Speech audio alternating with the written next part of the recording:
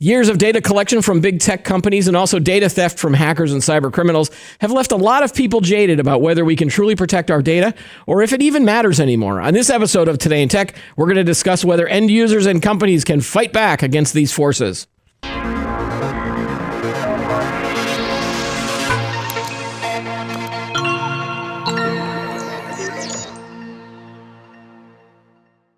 Hi, everybody. Welcome to Today in Tech. I'm Keith Shaw. Joining me on the show today is Ron DeJesus. He is the Field Chief Privacy Officer at Transcend. Welcome to the show, Ron.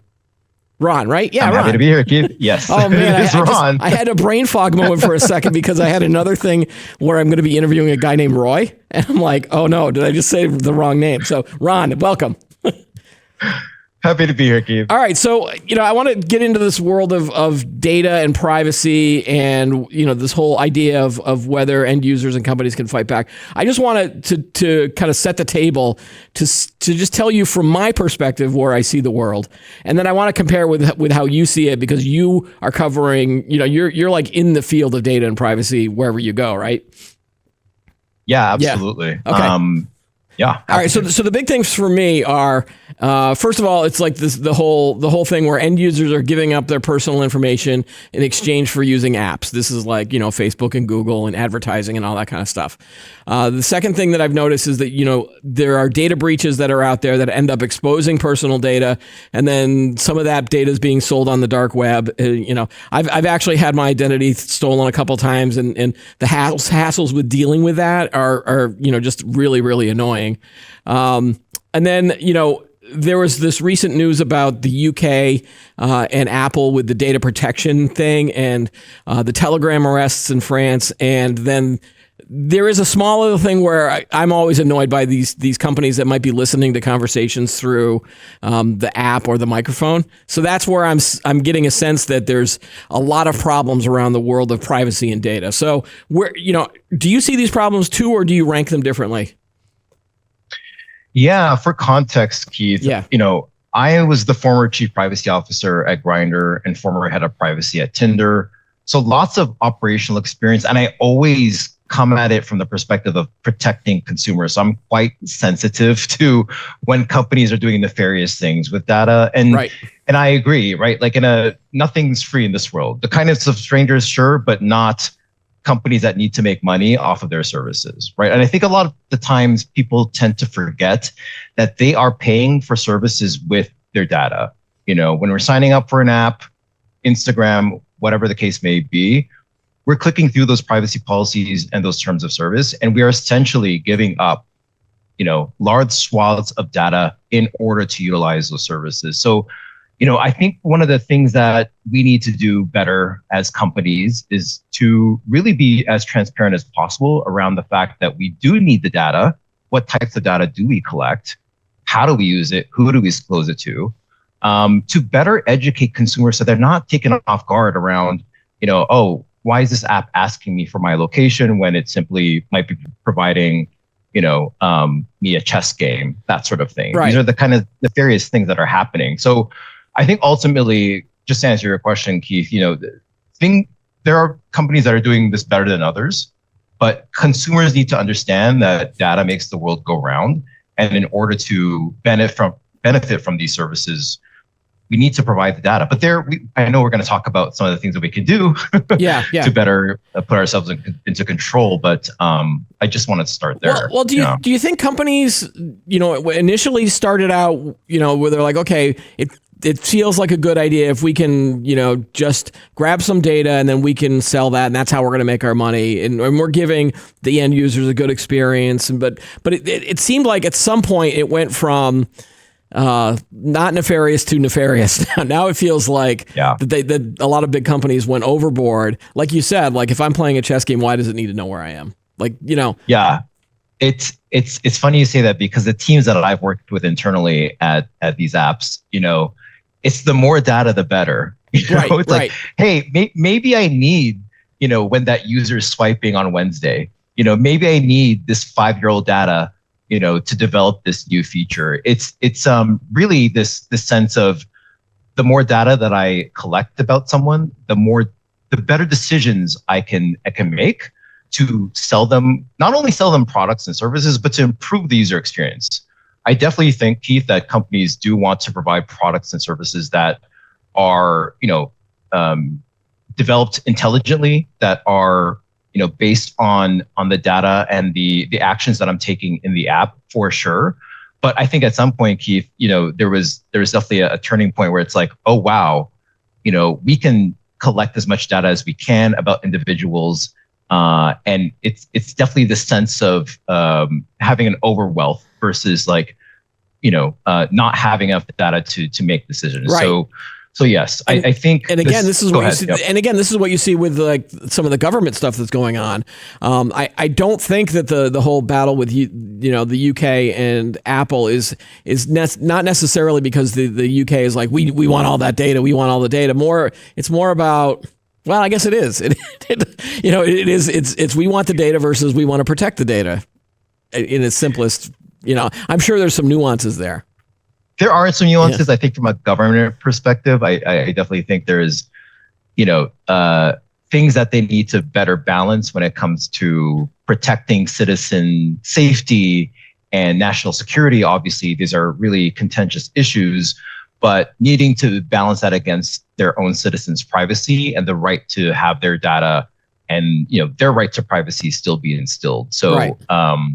Yeah, I think definitely thorny issues all around. And when we were talking about the show, I gave you some examples from people that I know. There's a bunch of friends, family members, and colleagues. Whenever the topic of privacy and data and my right to basically decide where my data goes, a lot of people will just say, well, everything's already out there. Like they've already basically given up. They've said everything's already out there, so I might as well just go along with it. Or sometimes you hear the people that go, well, I don't care if my data is encrypted because I'm not doing anything bad on the internet. And all the people that want the protection those are the people that are doing things illegally or bad things or immoral things or whatever like that, and both of those are dangerous, right? I think it's a really harmful attitude to have. I think it normalizes a sense of complacency, like you can't do anything about it. But I actually think it erodes this ability to have this collective action around, for example, if I just say that all my data is out there, I don't have, any rights to it whatsoever, what's the point of actually engaging my privacy rights? Companies aren't going to know what consumers want. They're not going to know what they're doing is nefarious or that they're engaging in dark patterns if they're not getting a sense or, complaints from consumers that, this is wrong. So I definitely think that's not the right attitude to come at. Consumers definitely need to know that they have privacy rights. I think there's 20 state laws now, Keith, where consumers can actually delete their personal information, get access to their personal information whenever they want, limit the actions that companies are taking on their data. But a lot of consumers aren't aware of this. So I think that kind of also lends to the sense of, what can I do? Yeah. Right. So I think, again, it's incredibly important that companies educate consumers on the fact that these rights do exist. So, yeah, Ron, do you think that the pendulum is then swinging back? As you see more and more of these, and again, in the U.S. is at the state level then, right? It's not a national. I don't think there's a federal privacy right things going on. Right? No federal. Yeah. We're still waiting for that federal law. I think it's actually really surprising that we don't have one. I won't talk about the EU and their comprehensive privacy. At least it feels like that they're defending their end users and their citizens a lot more than except in the UK, and maybe. It's definitely historically driven. But I will say, super recently, Keith, I don't know if you heard about the 23andMe fiasco. Oh yeah. Go ahead and talk about that. Yeah. But essentially, now we're seeing this come to the forefront. Like a lot of consumers, actually, I think it was the California AG was essentially urging consumers to delete their 23andMe data, their accounts, and do it now before they started to sell that information. So consumers, I think that was a really great example of how, media kind of brought attention to the fact that consumers do actually have that right. Right. So I think there was definitely an uptick in consumers.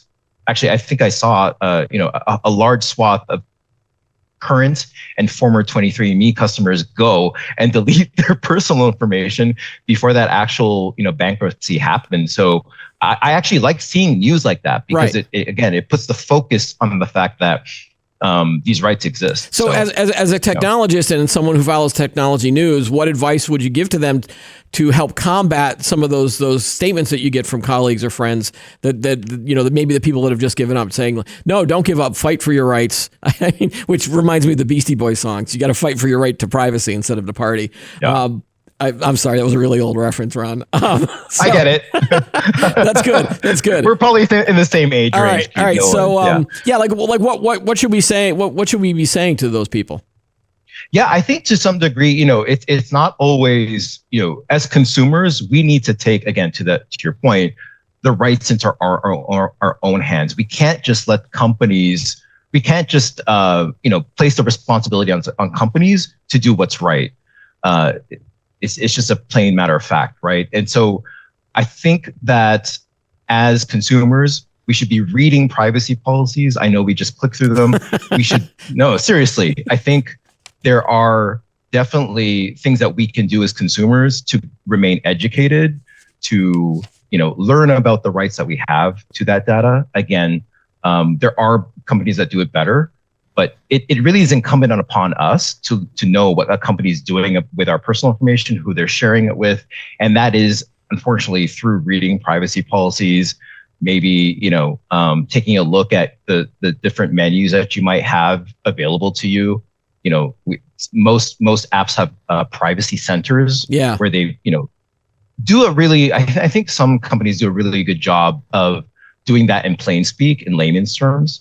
So again, it's really incumbent upon us to remain educated on which companies are doing that really well, and to take those rights into our own hands, because we can't trust companies to do it for us. Yeah, wouldn't it be great if every company or every website that you visited, it's not just the standard, like there's the stuff that the GDPR requires, and it's usually like accept all or reject all.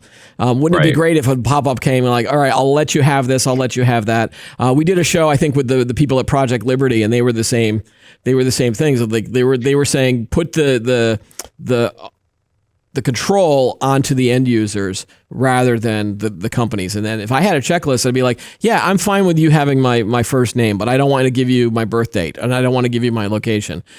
Such a valid point, Keith. Yeah. It's this sense of granularity, right? It's this sense of I don't have to give you my universe of information. You don't need my SSN to let me play a crossword puzzle, right? It's just having the sense of what is actually required for the service and giving me that control around the personal information that I want to divulge in order to use the basic services, or if I want to engage in more, here's other personal information. But again, it's that choice. It's that sense of me having control around those tick boxes, around what I'm divulging. But you're absolutely right. Yeah. Okay, I'm gonna throw a hard question at you now, Ron. So, how do I talk to my 15-year-old teenage daughter about TikTok and the stuff about the potential that it was, and again, this by the time this runs, we might have a decision about where TikTok is going in the US. But when I've tried to talk to them about TikTok, their eyes roll and they like, well, I've got it's that whole attitude of, well, I've got nothing to hide. I'm just watching goofy videos or I'm only engaging with my friends, and so they don't see the potential potential danger of another country that has personal data. Like, should I just throw my arms up at that point? Yeah, actually, have you seen this show on Netflix called Adolescence? No, but I've heard about it. I've heard about it. It's on my list of things to watch. The reason why I bring it up is it kind of brings a point home here. I was actually watching, there's a scene where one of the teens in the show is explaining to his father, who's probably, in his mid 40s, all of these terms that the teens are using to basically, it's code for like emojis that are green, like a green heart means X.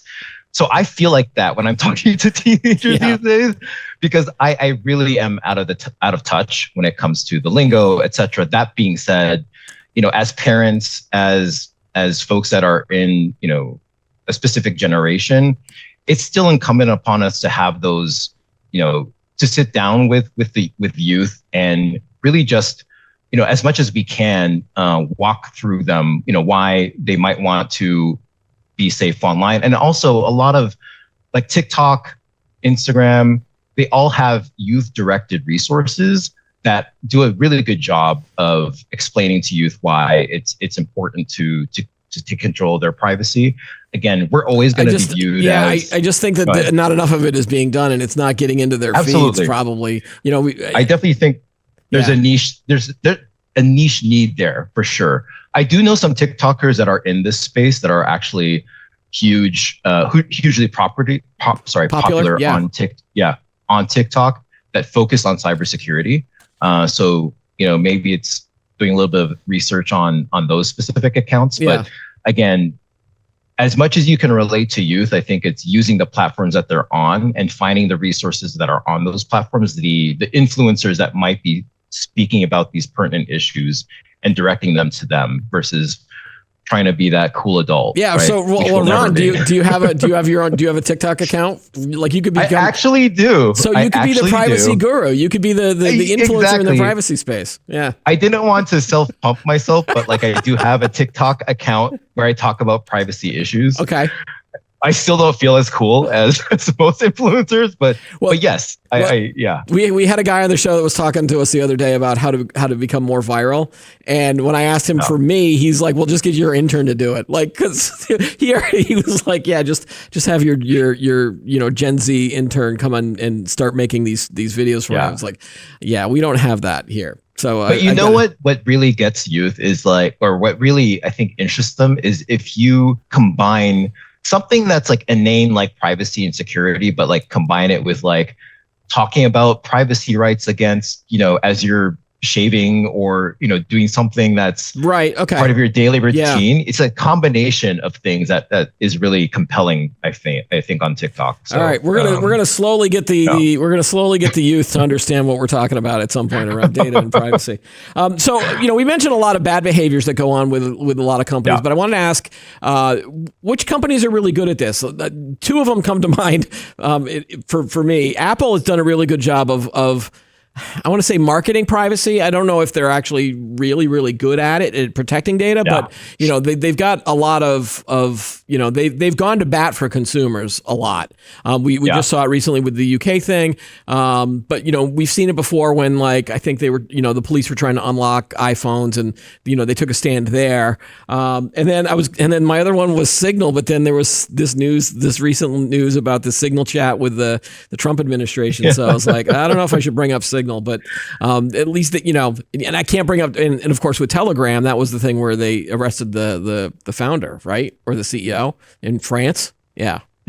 Super quickly on Signal though, like Keith, that I don't think the accidental adding of that reporter, right? It doesn't say anything about the privacy practices of Signal. It's still a privacy preserving app. I just want to. But I wouldn't. But I mean, could we go down a path where then all of a sudden the government's like, okay, we're going to go after Signal now because I don't know.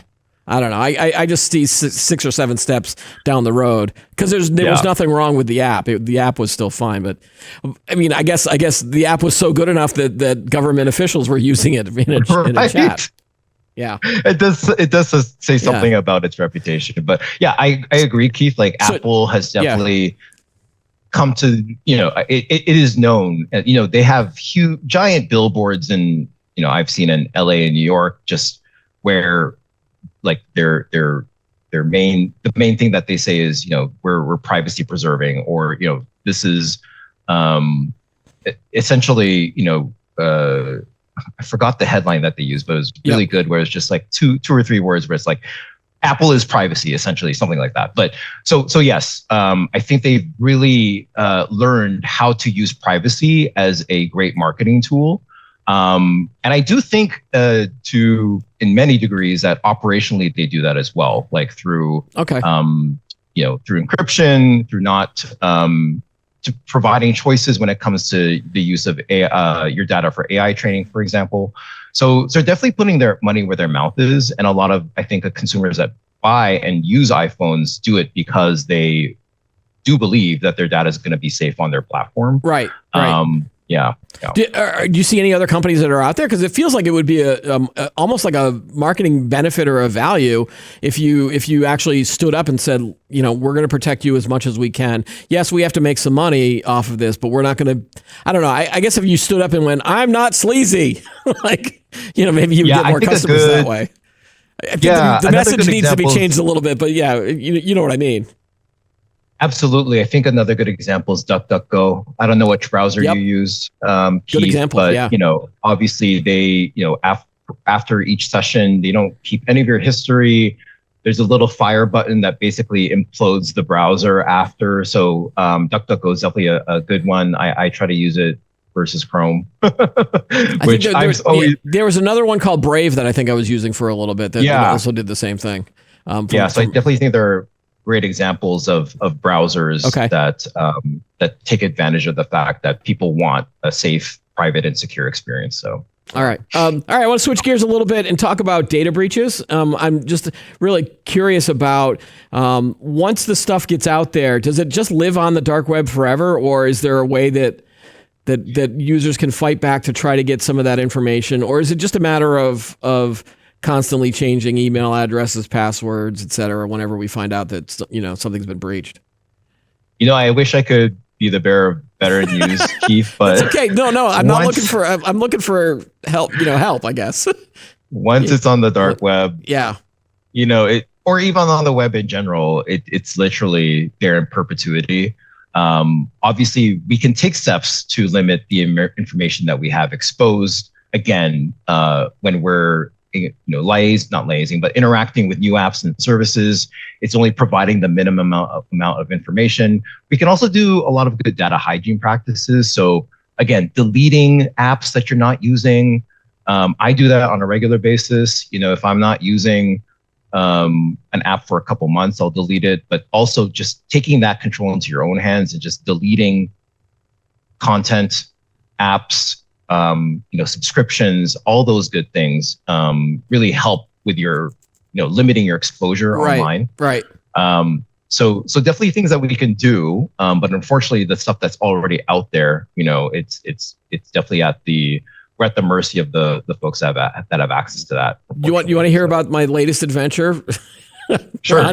Okay. Yeah, I'm warning you. So I've been getting emails from Microsoft that have said that. Like I get them at all hours of the night where it's like, here's your one-time passcode. And it's obviously someone is using my email address for Microsoft and trying to get in. And then it sends the email, it sends that one-time password to a different email address. Mm-hmm. And so when I started getting that, I was like, okay, I'm immediately changing my Microsoft password. But then, the email itself never gives you any recourse for me to do anything. So is it just I'm just going to constantly get these because people are going to continue to try to get this account? Yeah. And that's the beauty of two-factor authentication, right, Keith, is that the hacker or whoever's trying to get into your account is not going to be able to authenticate through that second piece of, authentication, if you will. Right. And I think a lot of these emails also say, if you did not send this email, change your password or ignore. Yeah, because I think these emails don't say that. It just says, here's your code. Here's your code and be done with it. Yeah. And then the one time I did need the code, then I got it. But but the other times it's just these random things that show up in the middle of the night. Yeah, I tend to now use, I don't know if you use Google Authenticator or another authentication mechanism. We do on email. Our corporate email uses that. Yeah. Yeah. So again, just know the fact that a hacker will need access to two pieces of, two entry points, if you will. So unfortunately, they might have access to your email or know what your email is. But so long as they can't get into your email to get that code or that, password, you're good. It is, but to your point, it's a little harrowing to receive something that says, hey, someone in, Bhutan is trying to gain access to your account. It's harrowing and it makes you feel a little queasy. All so right. Yeah. I wish there was better news, Ron, on that. All right. So what are some of the other steps that people can take to get data? Maybe can they get data back from companies other than deleting accounts? I mean, can you go in and modify your preferences if they allow that, or is that because again, I mean, you mentioned that you're the one person who reads through all of the cookie things, and I think the closest I get to is reject as much as I can, but still accept whatever you need. That's about as far as I'll go. I don't go in and read the. I'm actually the one that. You're the one person. I'm the one person that actually engages with a cookie banner. When it pops up, I'm always clicking no to every single thing. My husband actually, he just accepts all to everything. But that'll drive you crazy. Yeah. That's why it takes me a couple of minutes to actually engage with the web page. But yeah, as I mentioned earlier on, Keith, depending on what state you live in, let's just take California. Again, there's 20 states that have their own version of our privacy law. And if you live in one of those states, you have a slew of rights. You can, to your point, delete your personal information. You can also get a copy of the personal information that a company has on you. So for example, you live in California, you want a copy of everything that Meta might have on you. You can actually engage in what's called a data subject access rights request and get all the data that they have about you.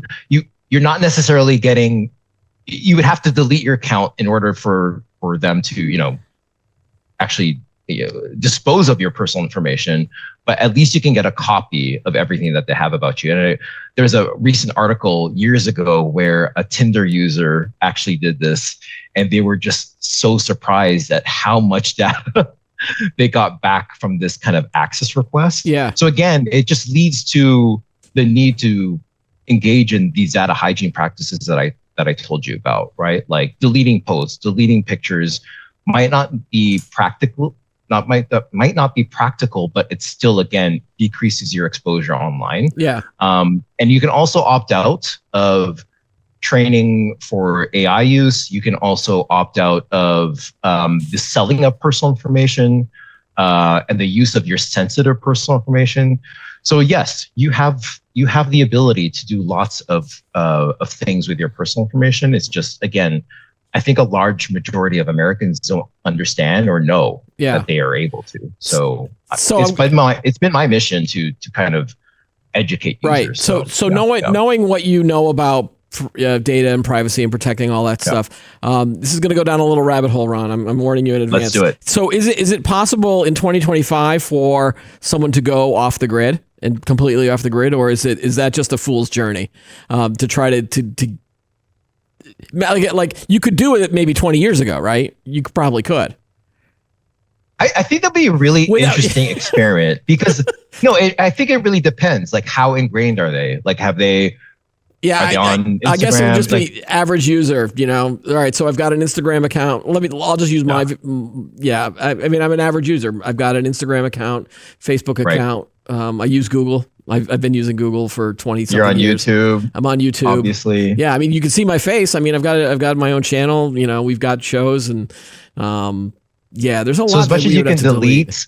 But if you delete all your accounts, you're also forgetting about all the things that might be published about you by other third parties. There's also, I don't know if you know, Keith, there's this right to be forgotten as well, which is separate from the right to delete. Okay. So you can actually ask Google to remove links about you to specific articles, for example.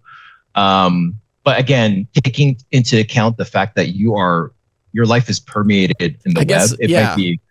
I guess I'm a semi-public figure. I mean, I put myself out there as a YouTube channel person, so it's probably harder for me than maybe one of my family members who probably has accounts but doesn't have as much. And I assume you pay your taxes. I do. You're interacting with the government on some degree. There's no right to delete from the government. So Ron, are you saying I shouldn't pay my taxes? Wait. Well, I'm just saying that. Well, so obviously my social security number is still going to be known by the government, and they know my address, and they've got my tax information. Yeah. Yeah. And it'd be funny to ask the tax authorities, the IRS, to delete your personal information. I think they'd probably just roll their eyes and be like. Like, yeah, sure. Well, we've done it. Sure. You're all set, sir. All right. So I want to get I want to get back to AI because you mentioned that as well. Is this going to make things better or worse, or does it matter, or could it be better and worse, depending on what companies do around this? Because again, I could see AI inadvertently leaking data, which I know a lot of business people that we talk with are concerned about that. But I also see that AI might be able to help people with some of these requests to get off the grid, or to check data. And where do you guys stand on what AI is going to be doing? Yeah, Keith, we're at this critical point now where we are kind of dealing with this sense of lack of AI regulation. Yeah. This current administration is heavy deregulation. Kind of, they actually want to spur innovation and focus on the fact that the U.S. should be leaders in this space. Right. However, to your point, regulation is still needed to protect from the most nefarious uses of AI, right? So, robots that are going to kill humanity, maybe biometric surveillance in public spaces, racial profiling, those all should be monitored. I say this because, from a privacy perspective, right now, we do have models that are being trained on not only just data that they're scraping from the web, but personal information too, like my SSN, my photos, whatever I'm posting online. Right. And that all needs to be protected. I should still have rights over that personal information that's training AI models. So again, this is all good. And the fact that, we're progressing with this technology, but I think there needs to be some common kind of baseline regulation that protects that personal information that's being used to essentially advance AI.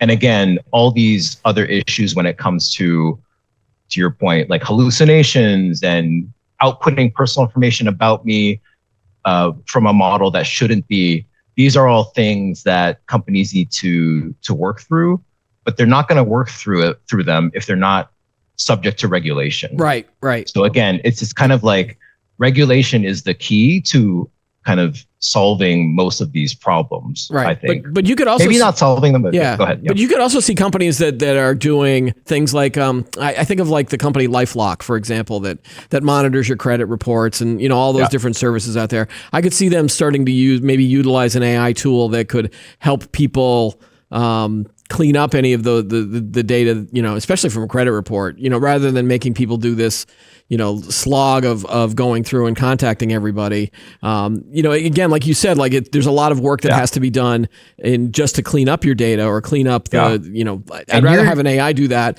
The other thing, there was something else I was thinking of too.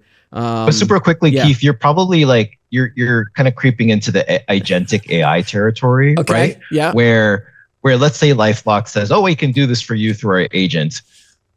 Guess who needs your personal information now? LifeLock, right? So at the same time, yes, they can delete your personal information, right? But you're divulging it. Their whole business model is to to help protect data, right? Or help at least.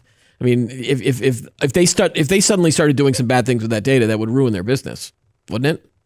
It would. Yeah. It definitely would. Yeah. And I would assume that they would take the proper controls. But again, we're never going to get out of companies needing our personal information to provide us a service, is what I'm saying. Okay. So, yeah. All right. And I just thought of another idea for you, Ron. So what we do is we create an AI version of Ron.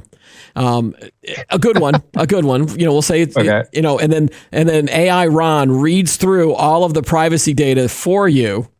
Okay. Summarizes it and then lets you know what you should do and makes a decision about this is here's what you should tell the company. What do you think? Excuse me while I go copyright that right now. There you go. All right. So, one last question. Should companies be more upfront about a lot of this stuff? Would it make things better if companies did this, or do you think we're just going to end up basically having to wait for regulations at this point? 1,000%, yeah. Keith. I think that companies should be as transparent as they possibly could without the need for regulation telling them to do so. It's just best practice. It's good for consumers. It's good for business. It's good for their own reputation.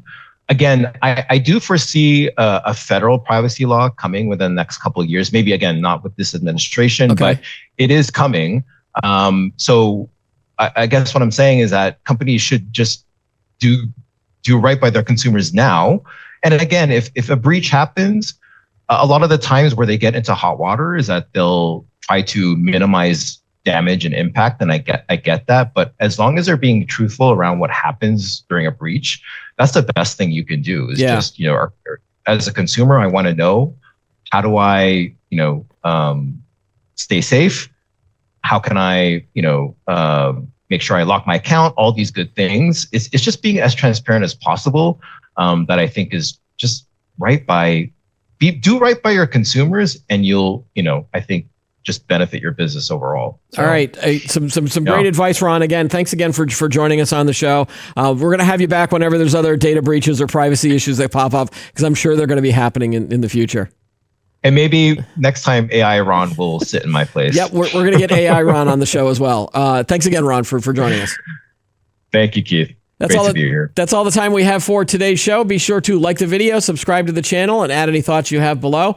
Join us every week for new episodes of Today in Tech. I'm Keith Shaw. Thanks for watching.